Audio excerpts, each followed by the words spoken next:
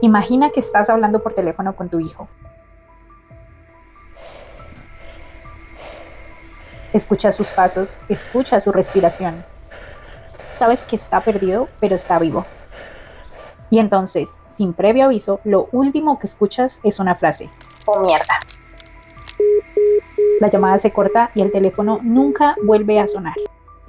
Y el cuerpo jamás aparece. Lamentablemente esta no es una historia de fantasmas, ni una leyenda urbana. Es un caso real ocurrido en 2008. Y hasta el día de hoy nadie sabe qué le pasó a Brandon Swanson.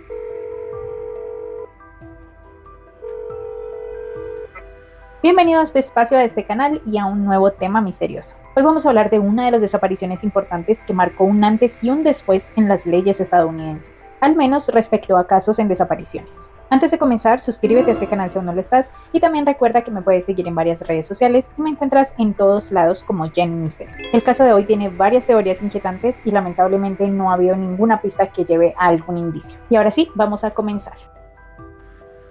La misteriosa desaparición de Brandon Swanson. Brandon Swanson era un chico de 19 años que era estudiante universitario en Minnesota. Él había nacido el 30 de enero de 1989 en una familia bastante unida, conformada por su padre, madre y hermano. Brandon era una persona conocida por ser muy tranquila, muy responsable y muy cercana a sus padres. Ellos vivían en Marshall, en el condado de Lyon, en el suroeste de Minnesota. Él había estudiado en la Marshall High School, de donde se graduó en 2007, y después decidió estudiar aerogeneradores, que son este tipo de hélices que circulan con el viento y luego convierten esa energía en energía eléctrica. Y para el momento de su desaparición, en 2008, Brandon estaba estudiando en el Minnesota West Community and Technical College en Canby, una ciudad que también estaba situada en Minnesota.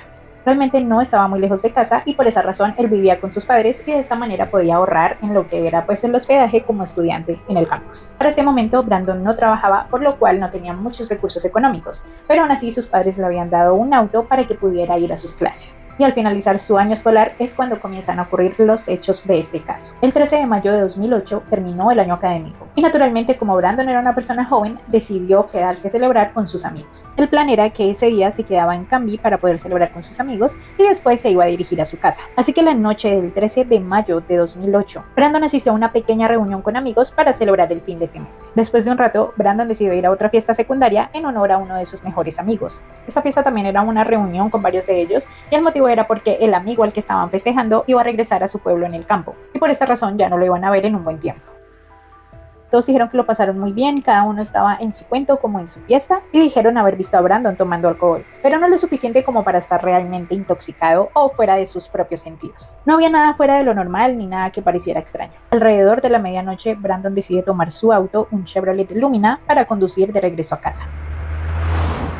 Normalmente todos los días Brandon tomaba la carretera principal para conducir hasta casa. Era un trayecto que se sabía prácticamente de memoria, pero ese día decidió tomar una ruta alterna. Y esta ruta que tomó era un camino rural que se metía entre las calles del condado. Al ser calles secundarias, pues no estaban muy bien señalizadas, tampoco estaban muy bien iluminadas. Y todo lo que rodeaba esta carretera realmente eran campos de maíz y ríos. Brandon va de regreso a su casa, va manejando, cuando de repente algo salió mal. Brandon se sale del camino y su auto queda atascado en una zanja. Por fortuna no está herido, pero nota que no puede mover el auto. Y es entonces cuando hace lo más lógico.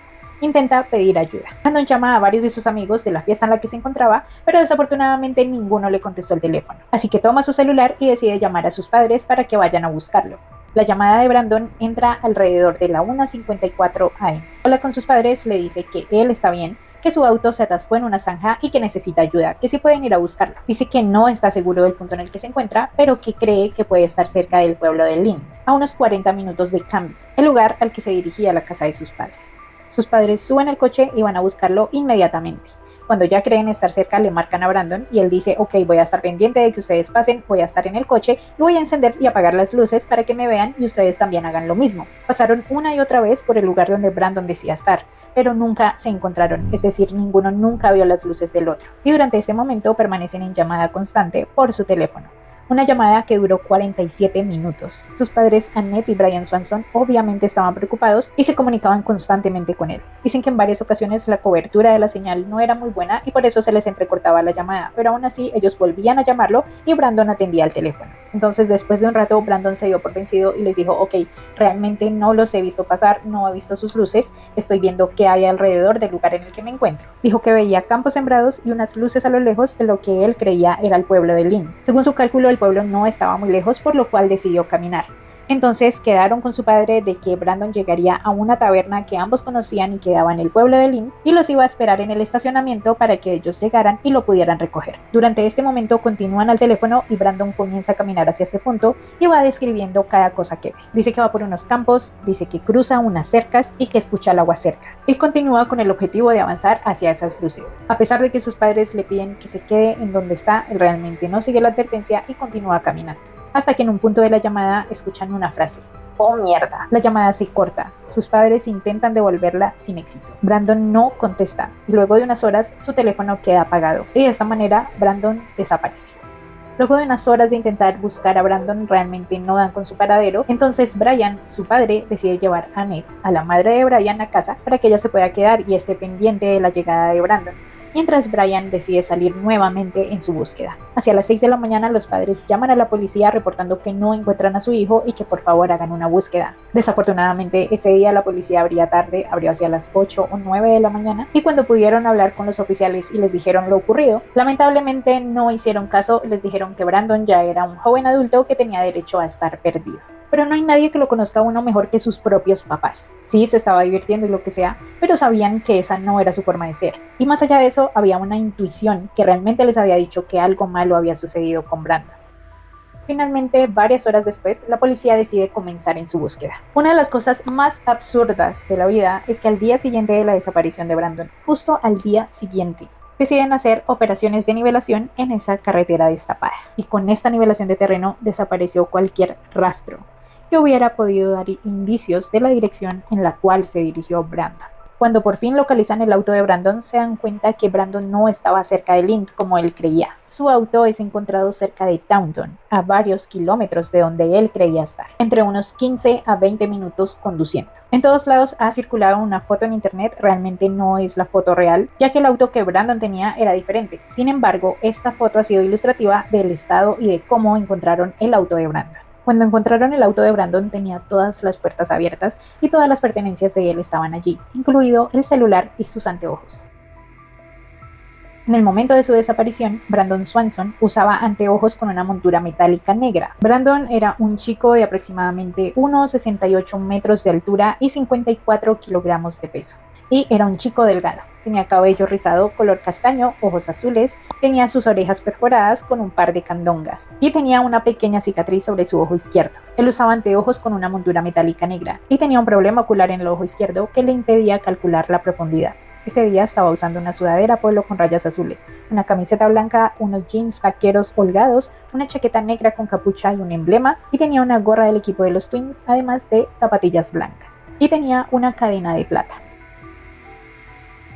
Hubo muchas interrupciones durante esta búsqueda porque, por ejemplo, el condado de Lynn, que tomó el caso de Brandon, decidió comenzar a buscarlo, pero como en un punto pasaba de un condado a otro, el otro condado también comenzó a hacer su propia investigación, entonces hubo varios lugares que no se revisaron rápidamente. Fue más o menos un problema de una persona que coge algo, luego le pasa la bolita a otro, luego se la regresan y así. Utilizaron perros rastreadores entrenados para que siguieran el olor de Brandon. Varios de ellos parecían no poder seguir el rastro, sin embargo hubo uno que sí pudo continuar. Este perrito caminó detrás de ese olor durante kilómetros, hasta que en un punto este rastro se detiene muy cerca del río Yellow Medicine. Sin embargo, este perrito llegó a la orilla, se metió al río, lo atravesó y al llegar a la otra orilla, continuó buscando este rastro. Y lamentablemente durante toda esta búsqueda nunca encontraron huellas.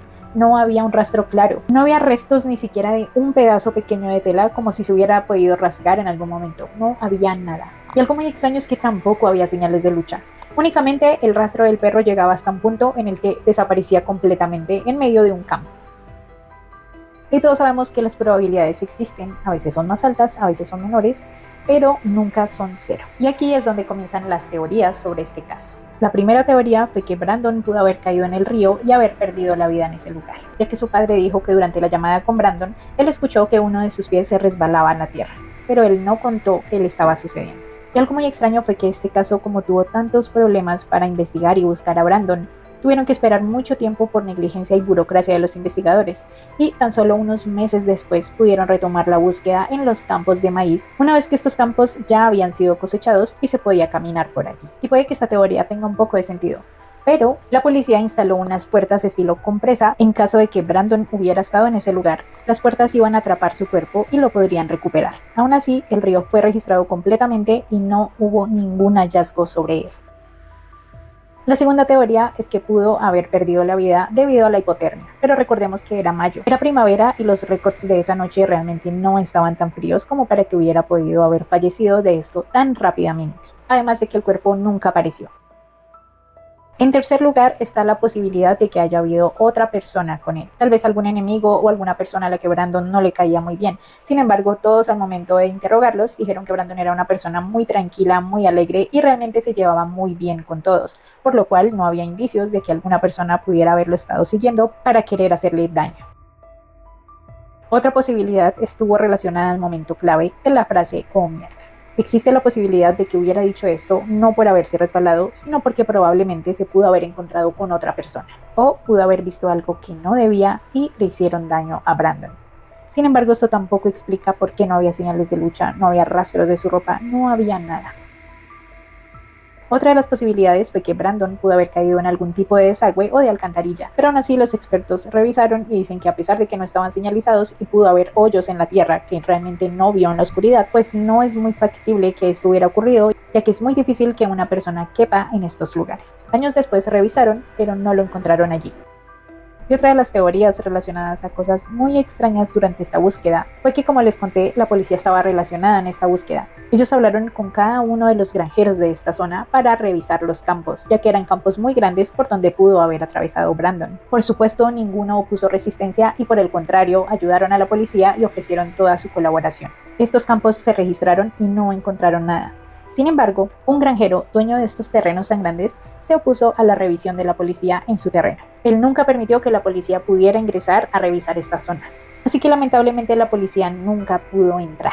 ¿Qué escondía el granjero? Realmente no lo sabemos. Pero una de las posibilidades que ha surgido a raíz de todo esto tan extraño señala dos opciones. La primera, que Brandon pudo haber visto algo que no debía o haber estado en el momento incorrecto y el granjero tuvo que deshacerse de él. Y la segunda es que Brandon pudo haber quedado desmayado en el suelo en medio del campo y tal vez al día siguiente fueron a arar esta tierra y desafortunadamente no lo vieron. Al momento de darse cuenta de que había una persona inconsciente en este lugar, pudieron haber tomado a Brandon y a todas sus pertenencias y deshacerse de él. Pero como les digo, esto nunca se ha podido comprobar porque este terreno no lo han podido inspeccionar.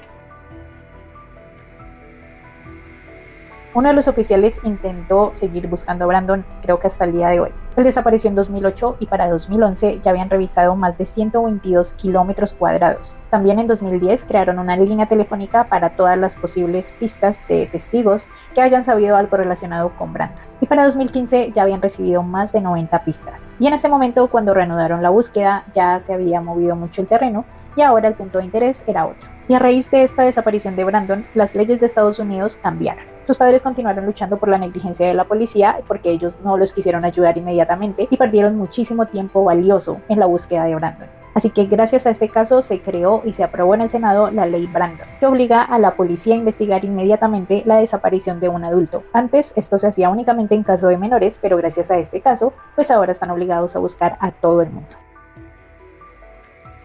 Hasta aquí el tema de hoy, espero que te haya encantado y si fue así, déjame un me gusta. También déjame en los comentarios qué crees que sucedió realmente. ¿Fue un accidente o fue algo más? Este es uno de los casos que tienen más misterio, que realmente uno lo piensa y las posibilidades de lo que le pudo haber ocurrido son millones. Por favor, suscríbete ya mismo si aún no lo estás y pícale a la campana de las notificaciones para que te avise cada vez que haya una novedad en el canal. Recuerda que subo videos cada semana y también estoy colocando varios contenido en las redes sociales. Por favor, sígueme y mira todos los videos que tengo allí. Por último, pero no menos importante, si quieres que investigue un caso en específico, primero suscríbete y déjamelo en los comentarios y con gusto lo voy a investigar. Y si quieres ver más casos llenos de misterio, te recomiendo mi video sobre las desapariciones de los Montes Apalaches y la desaparición de los niños Sodder. Muchísimas gracias por pasar, esto es todo por hoy y nos vemos en un próximo misterio.